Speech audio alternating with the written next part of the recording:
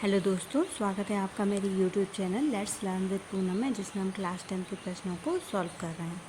आज हम चैप्टर 3.2 के क्वेश्चन नंबर 3 को सॉल्व करेंगे। और क्वेश्चन नंबर 3 है, निम्न समस्याओं में रैखिक समीकरण युग्म बनाइए और हल प्रतिस्थापन विधि द्वारा ज्ञात कीजिए। तो ये एक प्रश्न है जिसमें कई सारे पॉइंट हैं।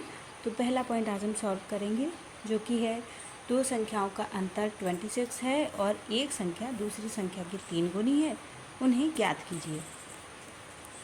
तो हम ज्ञात करते हैं, जैसा कि हमें रैखिक समीकरण युग्म बनाना है तो पहले हमें दो चर लेना है।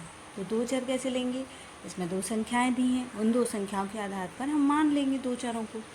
तो दो संख्याएं हैं, उनमें एक बड़ी एक छोटी होगी।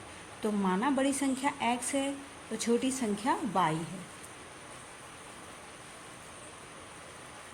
अब प्रश्न में हमसे कहा गया है, प्रश्नानुसार हम लिखेंगे कि दो संख्याओं का अंतर 26 है। तो बड़ी में से छोटी घटाएंगे, 26 मिल जाएगा। देखिए कैसे मिलता है, x minus Y equal to 26। पहला समीकरण बन गया हमारा ये। अब हमें दूसरा समीकरण बनाना है। कहा गया है एक संख्या दूसरी संख्या की 3 गुनी है। तो कैसे? x equal to Y. अब एक संख्या 3 गुनी है तो बड़ी संख्या 3 गुनी होगी, लेकिन बीच में बराबर लगा है, इसलिए हम छोटी संख्या को 3 का गुणा करेंगे तो बराबर में दोनों तरफ की संख्या बराबर हो जाएंगी। इस तरीके से हमारा दूसरा समीकरण हमें मिल गया है। अब देखिए, इन समीकरणों को ध्यान से देखने पर हमें ये पता चलता है कि जब हम प्रतिस्थापन विधि में हल करते हैं तो हम किसी भी एक समीकरण से पहले x या y का मान निकालते हैं।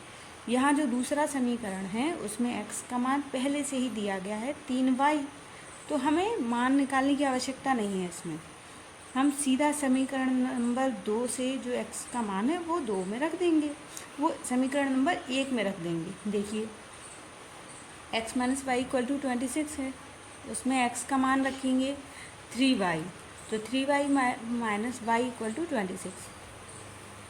अब इसको जब हम सॉल्व करेंगे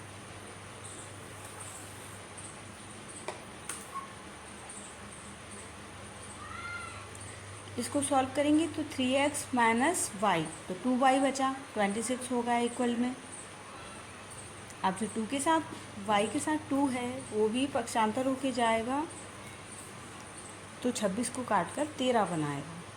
इस तरीके से y का मान भी हमें मिल जाता है 13। अब जो y का मान है उसे हम x के मान में रख देंगे, यानी समीकरण नंबर 2 में रख देंगे। y का मान समीकरण नंबर 2 में रखने पर, और समीकरण नंबर 2 क्या है? x equal to 3y। देखिए मान रखते हैं y x equal to 3 multiply 13। 13 का 3 से गुणा करेंगे तो 39 मिलेगा। तो हमें x का भी मान प्राप्त हो गया। तो हमें संख्याएं जो दो प्राप्त करना थी वो मिल गई हैं। पहली संख्या है x जिसका मान निकला है 39, और दूसरी संख्या है y जिसका मान निकला है 13।